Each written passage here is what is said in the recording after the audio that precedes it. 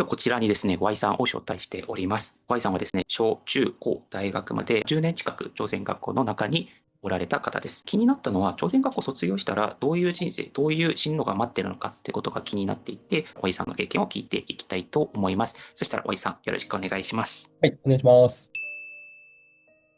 Y さん、朝鮮学校の中でどういった進路を目指していましたか？僕は、ボクシングの推薦で大学に行ったんですけど、もうボクシングのコーチになろうかなって思ってました。大学は朝鮮大学ですよね。朝鮮大学って行きたくても行けないようなケースもあったりするんですか？もう稀ですね。一応あるんですけど、テストみたいな。でそれで落ちる人は一人もいないような感じなんで、行きたいってなったら行けますね、大体。周りの人々を見ると、どういうことやりたいとか言ってる方多かったですか？学校の先生、自分の母校の先生になりたいとか、サッカーをしたいとか、ラグビーしたいとかが多かったですかね。あとはそうですね、スポーツ先生みたいなのが入る動機としては一番多かったんじゃないですかね。日本の学校だと、いわゆる早稲田とか慶応とかそういったところを目指したりするじゃないですか。朝鮮学校の場合ですと、どのようなイメージでした？朝鮮学校ももちろん早稲田とか慶応とかっていう大学に行く子もいてますけど、言っちゃうと一番行きやすい大学になるんで、未来を見据えてる子っていうのはちゃんと勉強して日本の大学に行ったりとかしてたかなっていうイメージですね。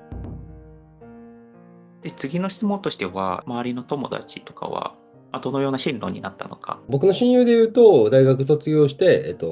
パチンコのメーカーに入社して、その後がマイナビ転職して、すごい優秀で、社長賞とかそんなのしてたらしいんですけど、そこを経て、独立して、キャリアコンサルタントを5年ぐらいやった後に、2年前ぐらいに日本の同い年の方と3人で、会社を立ち上げて経営してるっていうのが僕の親友ですね。パチンコって在日との関係性があるっていうふうに思われがちなんですが、それは実際のところどのような認識ですか？パチンコ自体はもうめちゃめちゃ多いですね。会社もそうですし、今の社長も在日の方が多いですし、実際僕らも大学の時に近くのパチンコ屋さんでバイトしたり、で、そこのパチンコ屋のオーナーが在日の先輩とかっていうのはあるんで、パチンコ屋は在日が多いっていうのはその通りだと思います。じゃあ同じ在日だったら引っ張ってくれるような。ああ、そうです、そうですね。紹介とか。暗いところでいくと、ヤクザに在日が多いみたいな話もよくあるかなと思うんですが、その辺に対してはどのような認識ですか？僕らの世代はゼロですね、ユーザーとか。ただ、僕ら、おじとか、お父さん世代、今で50後半、60代でいうと、卒業して薬剤になったとかっていうのは、めちゃめちゃ聞いたことありますね。朝鮮学校卒業者で、知り合いにはヤクザがいるぐらいのレベルなのか。知り合いにおるっていう感覚ではないんで、日本学校でもあると思うんですけど、誰々のお父さんヤクザらしいね、みたいな。それぐらいのレベルなんで、そこまで近い存在ではないですね。うん。ありがとうございます。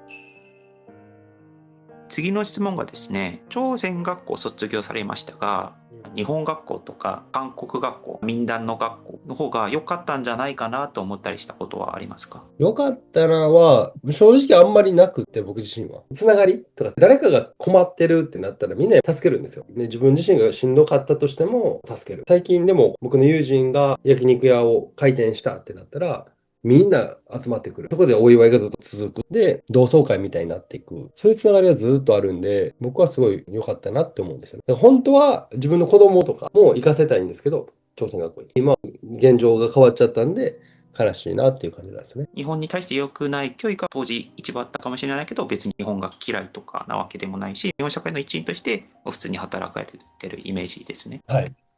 とうございます。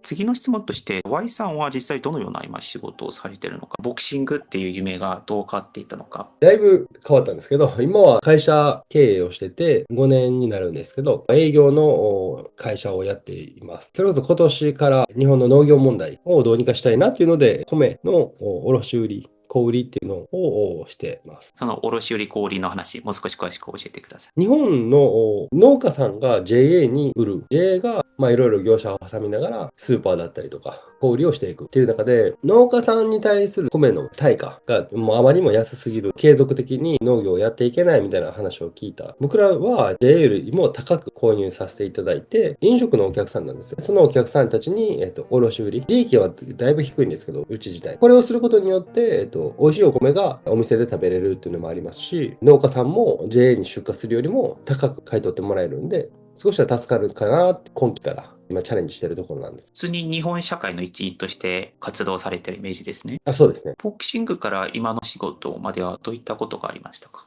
最初、母親がずっと介護の仕事をしてるんですけど、一緒に働きましょうかってなって、介護ヘルパーを4年から5年ぐらいですね。そこから、何か自分でビジネスをしたいっていう気持ちになって、物販、中国から物を仕入れて日本のアマゾンで売るとか、そういうのを1年半とかそれぐらいやった後に、物販も面白いけど、もっと人と関わりたいという気持ちになって、飛び込み営業っていうのを訪問販売からスタートして今に至るっていう形ですね。ありがとうございます。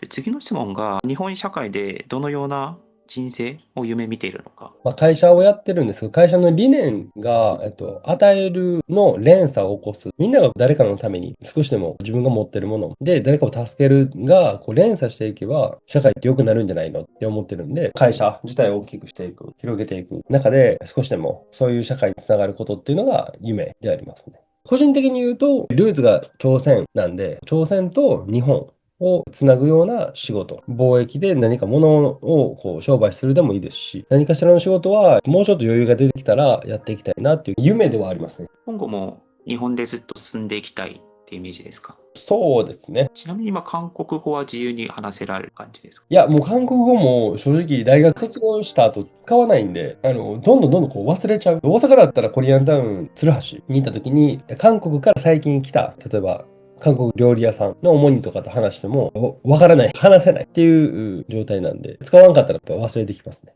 生活基盤自体がもう日本で固まってきちゃってるという。そうです。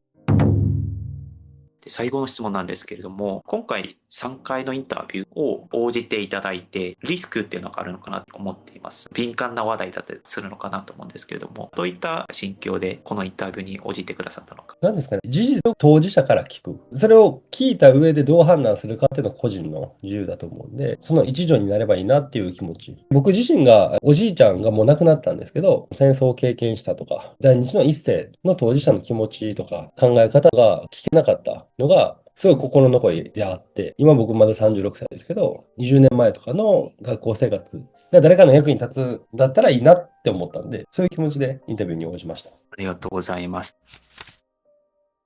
僕も朝鮮学校とか、在日社会勉強させていただいてるんですけれども、なかなか情報がネット上には見つからない場合が多くて、